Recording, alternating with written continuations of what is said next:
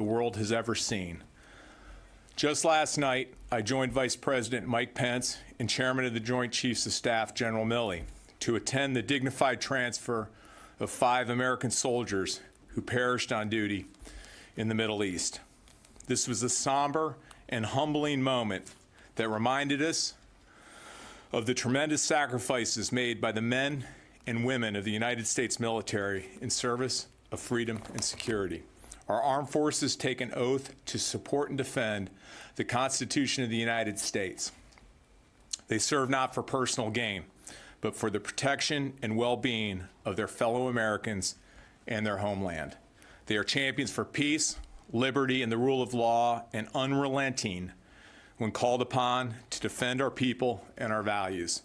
We owe them and their loved ones an enormous debt of gratitude. This is why I'm enormously blessed and privileged to stand before you today to outline the next phase of our campaign to defeat terrorists who have perpetrated attacks on our homeland, including those who help and harbor them, and to prevent future acts of terrorism against our nation.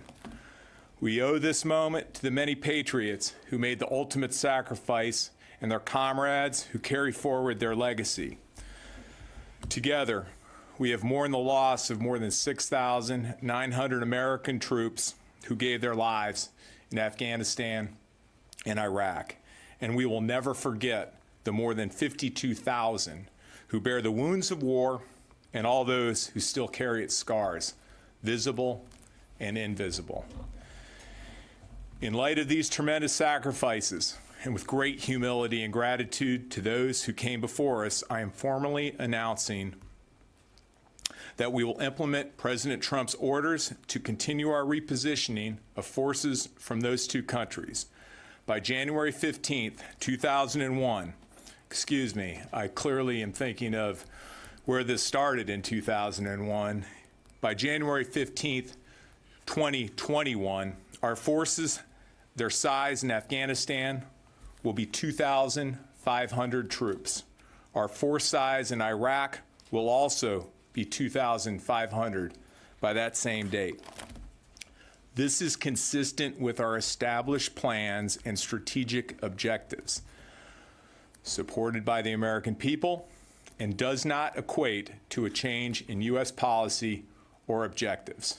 Moreover, this decision by the President is based on continuous engagement with his National Security Cabinet over the past several months, including ongoing discussions with me and my colleagues across the United States government.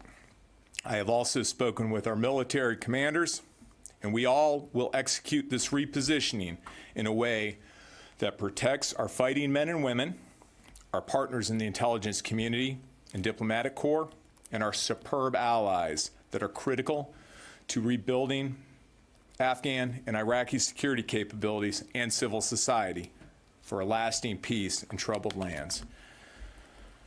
And just this morning, I spoke with key leaders in Congress, as well as our allies and partners abroad, to update them on these plans in light of our shared approach. We went in together, we adjust together, and when the time is right, we will leave together. One of my calls was to NATO Secretary General Stoltenberg. Another was to Afghanistan's President Ghani, who expressed his gratitude for every American service member who has fought for peace and strengthened the long-standing friendship between our countries. President Ghani highlighted the caliber of our troops, which he noted has always been more important than the quantity. We continue to stand with him as his government works toward a negotiated settlement for peace. Meanwhile, let us remind those who question our resolve or may seek to interfere with this prudent, well-planned, and coordinated transition. The United States Armed Forces remain committed to protecting the safety and security of the American people and supporting our like-minded allies and partners worldwide. If the forces of terror, instability, division, and hate begin a deliberate campaign to disrupt our efforts, we stand ready to apply the capabilities required to thwart them. As a veteran whose life and family was irrevocably changed in the deserts, mountains, and cities of Iraq and Afghanistan, along with the hundreds of thousands of U.S. troops who have fought there and were forever transformed by their experiences, I celebrate this day as we continue the President's consistent progress in completing the mission we began nearly 2 decades ago. I want to thank the Afghans and Iraqis who have partnered with us throughout and who now carry the bulk of the fighting to secure their homelands. I want to thank our NATO allies and other partners who have fought alongside us and taken the lead on training and advising the Afghan and Iraqi security forces. We will continue to support their efforts. And thanks to our more than 80 partners in the Defeat ISIS coalition, we have destroyed the ISIS caliphate and will ensure they never again gain a foothold to attack our people. In closing, we set out to accomplish 3 goals in 2001.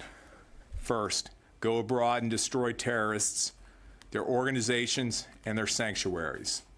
2, strengthen our defenses against future attacks. And 3, prevent the continued growth of Islamist terrorism, to include by working with allies and local partners to take the lead in the fight. Today is another critical step in that direction and a result of President Trump's bold leadership. With the blessings of Providence in the coming year, we will finish this generational war and bring our men and women home. We will protect our children from the heavy burden and toll of perpetual war, and we will honor the sacrifices made in service to peace and stability in Afghanistan, Iraq, and around the world, and celebrate all those who helped us secure freedom over oppression. God bless our women and men in uniform. Thank you very much. Can you tell us why you're not going to take any questions? Mr. Secretary, All right, there we go, the big update from the Pentagon, and really this was one of President Trump's campaign promises that he made back in 2015 when he was running for president, that he would significantly reduce the amount of troops in Iraq and Afghanistan. And we just heard that will be happening by January 15th, 2021, where there will be 2,500 troops each in Afghanistan and Iraq there by the end of January 15th, 2021, and that is just 5 days right before the inauguration for Joe Biden. So we will be keeping an eye on that. That was major breaking news that we wanted to get into right here on News Now from Fox. Let's go out to some more breaking news here, because that's what we do here on News Now from Fox. We got feeds after feeds after feeds for you coming in right now. So let's go out to Chicago right now. We're getting an update there on the latest on COVID-19. This is all really on the heels of Illinois seeing 12,000 more cases regarding COVID-19. This is the 11th day in a row now that they have seen more than 10,000 cases. That is now 11 days spanning right now. So we're going to keep an eye on everything that is happening in Chicago. Let's go to it right here on News Now from Fox.